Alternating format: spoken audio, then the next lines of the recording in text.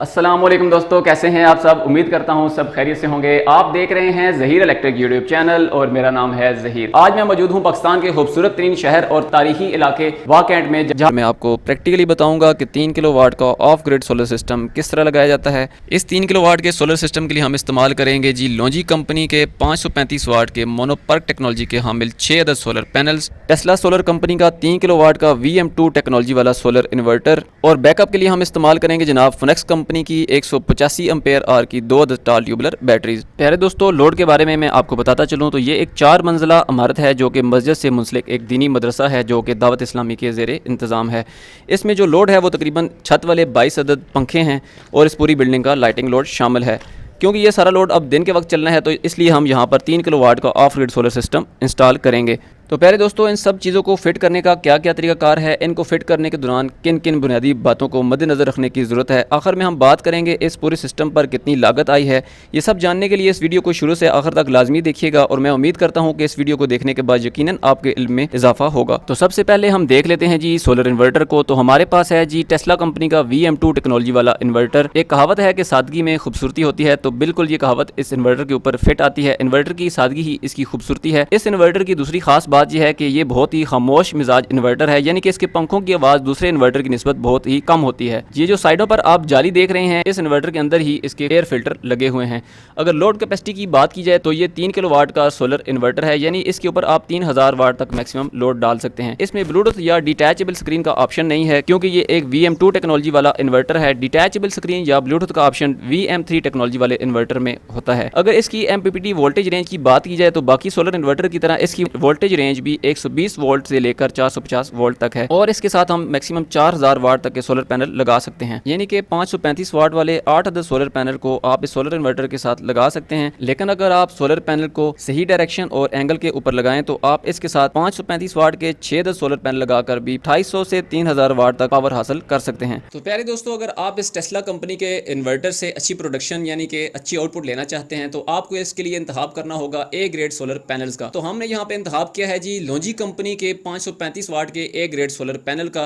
तो इसमें half cut mono PERC technology वाले सेल इस्तेमाल किए गए हैं। इसकी जो डायमेंशन में आपको बताता चलूँ तो इसकी जो हाइट है या इसकी जो लंबाई है वो 7 फुट है और इसकी जो चौड़ाई है वो 4 फुट के बराबर है। मजीद इसकी नेम प्लेट को हम देख लेते हैं तो ये इसकी जो टोटल वाटेज है ये 535 वाट है। पीक टाइम में ओपन सर्किट वोल्टेज जो है इसके हैं वो 50 वोल्ट हैं और इसकी जो शॉर्ट सर्किट करंट है वो 13 एम्पेयर के बराबर है। किसी भी सोलर प्लेट की जांच पड़ताल या उसकी बिल्ड क्वालिटी को अगर आपने चेक करना है तो आप चांद एक छोटी छोटी बातों के ऊपर गौर करके किसी भी सोलर प्लेट की जांच पड़ताल कर सकते हैं। तो सबसे पहले तो आप उसके सेल के कलर को देखें। अगर वो सिंगल शेड में हो या एक अच्छी क्वालिटी का सेल हो तो आप जान जाएं कि एक अच्छी क्वालिटी की प्लेट है। उसके बाद आप इसके फ्रेम की क्वालिटी से भी अंदाजा लगा सकते हैं कि ये किस क्वालिटी का इसमें फ्रेम इस्तेमाल किया गया है। किसी भी प्लेट के जो फ्रंट पे बार कोड या इसकी प्लेट का जो नाम होता है वो भी शीशे की अंदर वाली साइड पे होना चाहिए। अक्सर जो 2 नंबर प्लेट्स होती हैं या लो क्वालिटी की प्लेट्स होती हैं उनकी बाहर वाली साइड पे जो नाम होता है। फिर आप इसके MC4 कनेक्टर की क्वालिटी से उसके साइज से भी अंदाजा लगा सकते हैं। जैसे कि ये जो प्लेट है इसकी MC4 कनेक्टर के ऊपर लॉन्जी जो है वो लिखा हुआ है, तो इससे पता चलता है कि ये एक ए ग्रेड पैनल है। मजीद सबसे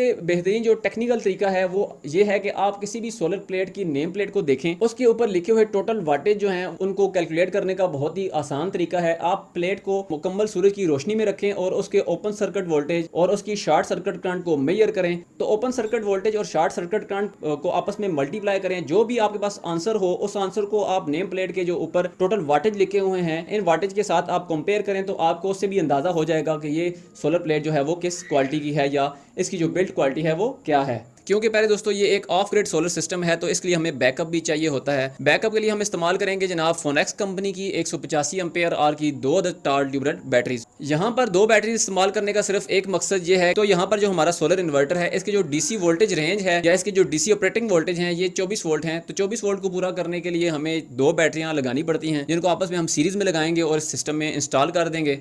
प्यारे दोस्तों, अगर सोलर स्ट्रक्चर के बारे में मैं आपको बताता चलूँ तो किसी भी सोलर सिस्टम में जो उसका स्ट्रक्चर होता है वो पूरे सिस्टम में रीढ़ की हड्डी की हैसियत रखता है। यानी अगर आपने स्ट्रक्चर को लगाते वक्त इसके ऊपर हवा के दबाव, सूरज के एंगल को मद्देनज़र नहीं रखा तो आप ये जान लेंगे आपकी मेहनत का फल खट्टा होने वाला है। हर जगह पर दोस्तों स्ट्रक्चर मुख्तलिफ होता है। इस जगह के बारे में मैं आपको बताता चलूँ तो जगह की कमी होने के साथ साथ इस छत पर मस्जिद का मीनार भी है और छत पर 5 फुट की दीवार भी है जिसका साया पूरे दिन तकरीबन आधे छत पर पड़ता रहता है। इस वजह से हम दीवार की हाइट से ऊपर करके सोलर प्लेट्स को लगाएंगे और इस 4 मंजिला इमारत पर हवा का दबाव भी ज्यादा होगा और 6 अदद सोलर प्लेट्स का वजन भी होगा। इन सब फैक्टर्स को मद्देनजर रखते हुए हम इस्तेमाल करेंगे जी 5 इंच का गार्डर और उसके ऊपर हम लगाएंगे 3 इंच के सी टाइप चैनल को और इसकी मदद से हम एक कस्टमाइज स्ट्रक्चर बनाएंगे और इन तमाम गार्डर्स को हम प्रॉपर एंगल के ऊपर काट कर ओवरऑल स्ट्रक्चर को हम 16 डिग्री का एंगल देंगे और स्ट्रक्चर को हम साउथ की तरफ फिट कर देंगे। ऑफ ग्रिड सोलर सिस्टम लगाते वक्त आप एंगल को कम रखें ताकि गर्मियों में ज्यादा से ज्यादा आउटपुट मिलती रहे। जैसा कि मैंने आपको बताया कि हम सोलर प्लेट्स को दीवार के लेवल से ऊपर रखेंगे और इसके लिए हमने स्ट्रक्चर को जो आगे वाली लेग्स हैं इनको हमने दीवार में मौजूद कंक्रीट बीम के ऊपर लगा दिया है और स्ट्रक्चर की पिछली तरफ हम गार्डर को वर्टिकली इस्तेमाल करेंगे। इस तमाम के तमाम स्ट्रक्चर को हम छत और दीवार के ऊपर मजबूती के साथ इन प्लेट्स की मदद से जोड़ देंगे। ये 7 बाई 8 इंच की और 6 mm मोटाई की स्पेशल कटी हुई प्लेट्स हैं। पहले हम छत के ऊपर ड्रिल की मदद से रावल बोल्ट लगाने के लिए ड्रिल करेंगे, उसके ऊपर ये प्लेट जो है रावल बोल्ट की मदद से टाइट कर देंगे और फिर पूरे स्ट्रक्चर को इन प्लेट्स के साथ वेल्ड कर देंगे। पहले दोस्तों ये वो जगह है जहां पर इन्वर्टर और उसके साथ protection control and monitoring box को इंस्टॉल करेंगे। सेफ्टी पैरामीटर्स और खूबसूरती का ख्याल रखते हुए हम वायर्स को जो है 60 बाई 60 की डक्ट के अंदर से गुजार लेंगे और यहाँ पर जमीन पर हम बैटरीज को रख देंगे। पहले दोस्तों इन्वर्टर और बॉक्स को हमने दीवार पर लगा दिया है और इसके बाद हमने पीवी की और वापडा की तारें इन्वर्टर तक जो है वो डाल दी हैं। ये जो पिंक कलर की वायर आप देख रहे हैं ये पीवी से आने वाली वायर्स हैं और ये जो आपको 3 तारें ब्लैक कलर की नजर आ रही हैं इनमें से जो 2 तारें हैं वो इन्वर्टर के लिए वापडा की इनपुट हैं और जो एक वायर है वो हम लोड को देंगे। पहले दोस्तों पीवी से इन्वर्टर तक जो हम वायर इस्तेमाल करेंगे ये एक 4 mm की इंपोर्टेड केबल है जो कि प्योर कॉपर में है। इसको हम टिन कोटेड भी कहते हैं। एक सादा वायर के ऊपर वक्त गुजरने के साथ साथ कार्बन की तह चढ़ जाती है और पीवी के वोल्टेज ड्रॉप होते हैं और सोलर की एफिशिएंसी भी कम हो जाती है। आप जब भी पीवी के लिए वायर इस्तेमाल करें तो हमेशा टिन कोटेड केबल का इंतखाब करें। उसके बाद दोस्तों बात करते हैं प्रोटेक्शन डिवाइसेस की, तो जो हम डिस्ट्रीब्यूशन बोर्ड में इस्तेमाल करेंगे। सबसे पहले यहाँ पे आप देख सकते हैं हमारे पास 2 अदद चेंज ओवर स्विचेस हैं। एक जो हमारे पास लीवर वाला चेंज ओवर स्विच है, क्योंकि इस बिल्डिंग में 2 एनर्जी मीटर इस्तेमाल किए गए हैं तो 2 एनर्जी मीटर को 1 बाई 1 हर 15 दिन के डिफरेंस के साथ जो है चेंज करने के लिए लीवर वाला चेंज ओवर इस्तेमाल करेंगे। इसके बाद दोस्तों बारी है रोटरी चेंज ओवर स्विच की। इसको हम इन्वर्टर के साथ लगे हुए डिस्ट्रीब्यूशन बॉक्स में इस्तेमाल करेंगे। जब हमने इन्वर्टर को बाईपास करना होगा यानी कि लोड को हमने डायरेक्ट वापडा के ऊपर चलाना होगा तो हम इस रोटरी चेंज ओवर स्विच की मदद से हम जो है इसकी सिलेक्शन करेंगे और सारे के सारे लोड को हम डायरेक्ट वापडा के ऊपर कर देंगे। हमारा इन्वर्टर है वो बाईपास हो जाएगा। उसके साथ हम बात करते हैं ये एसी आपको वोल्ट मीटर नजर आ रहा है, इसको हम लोड की लाइन के साथ पैरेलल में लगा देंगे। इस मीटर की मदद से जो है वापडा के वोल्टेज और इन्वर्टर की मदद से जो वोल्टेज जनरेट हो रहे हैं वो वोल्ट मीटर जो है स्क्रीन के ऊपर दिखा देगा। इसके साथ दोस्तों ये जो आपको डिवाइस नजर आ रही है ये under voltage under current over current device है। इसको हम इन्वर्टर के साथ इस्तेमाल करेंगे। जो हम इन्वर्टर को इनपुट वापडा की देंगे उसके साथ हम इस डिवाइस को कनेक्ट कर देंगे। इन्वर्टर और बैटरी के दरमियान में जो प्रोटेक्शन के लिए जो डिवाइस इस्तेमाल की जाएगी इसको हम डीसी ब्रेकर कहते हैं। ये 100 एम्पीयर का डीसी ब्रेकर है जो कि 2 पोल का है। इसको हम इन्वर्टर और बैटरी के दरमियान में इस्तेमाल करेंगे। फिर बारी है दोस्तों इस ब्रेकर की। ये एक 32 एम्पीयर का डीसी ब्रेकर है। पीवी से आने वाली तारें जो इन्वर्टर में लगाई जाती हैं उसके दरमियान में प्रोटेक्शन के लिए ये ब्रेकर लगाया जाएगा। सारी डिवाइसेस हम 1 बाई 1 इस डिस्ट्रीब्यूशन बोर्ड में अटैच कर देते हैं और उसके बाद हम इनके कनेक्शन करते हैं। तो पहले दोस्तों आप देख सकते हैं यहाँ पे अपनी वायरिंग जो है हमने सारी कंप्लीट कर दी है। Protection devices breaker, circuit breaker, DC circuit breaker जो है हमने इंस्टॉल कर दिए हैं। वोल्ट मीटर और चेंज ओवर स्विच को भी हमने डिस्ट्रीब्यूशन बोर्ड में लगा दिया है। 25 mm की जो वायर हमने बैटरी के लिए इस्तेमाल की थी इसको भी हमने डक पट्टी के अंदर डाल दिया है। इसके आगे अब हम थिम्बल लगाकर बैटरीज को जो है इंस्टॉल कर देंगे। ये प्योर कॉपर की फ्लेक्सिबल वायर है जिसका साइज 25 mm है। इसको हम इन्वर्टर से बैटरी तक के लिए इस्तेमाल करेंगे। साथ साथ हम अपने स्ट्रक्चर को भी देख लेते हैं। तो हमारा स्ट्रक्चर जो है वो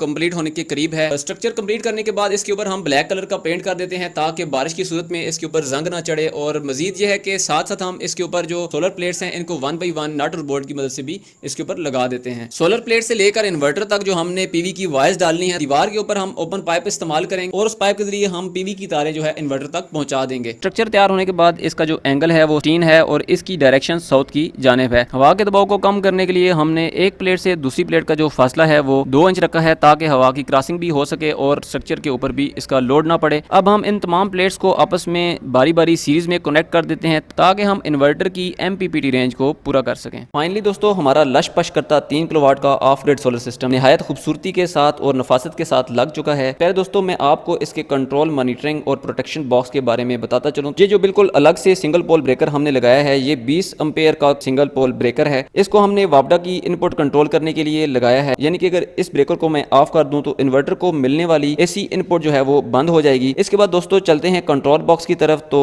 मेरी जो लेफ्ट साइड के ऊपर आप सबसे पहले जो डिवाइस देख रहे हैं ये एक इन्वर्टर की प्रोटेक्शन के लिए over and under voltage protection device है, जो कि किसी भी फॉल्ट की सूरत में इन्वर्टर को वापडा से आने वाले जायद वोल्टेज और सर्ज से भी इन्वर्टर को महफूज रखेगी। इसके बाद दोस्तों 32 एम्पेयर का डीसी ब्रेकर है जो कि इन्वर्टर और सोलर प्लेट्स के दरमियान में हमने लगाया है। अगर हम इसको बंद कर देते हैं तो सोलर प्लेट से जनरेट होने वाली पावर इन्वर्टर को मिलना बंद हो जाएगी। इसके बाद दोस्तों 100 एम्पेयर का डीसी ब्रेकर है जो कि इन्वर्टर और बैटरी के दरमियान लगा है। आप ये जो लास्ट ब्रेकर देख रहे हैं ये 20 एम्पेयर का ब्रेकर है जो कि हमने लोड के लिए लगाया है। अगर मैं इस ब्रेकर को बंद कर देता हूं तो सारे का सारा लोड जो है बंद हो जाएगा और इसके अलावा भी किसी भी शॉर्ट सर्किट की सूरत में ये जो ब्रेकर है ये ट्रिप कर जाएगा और इन्वर्टर को कोई नुकसान नहीं होगा।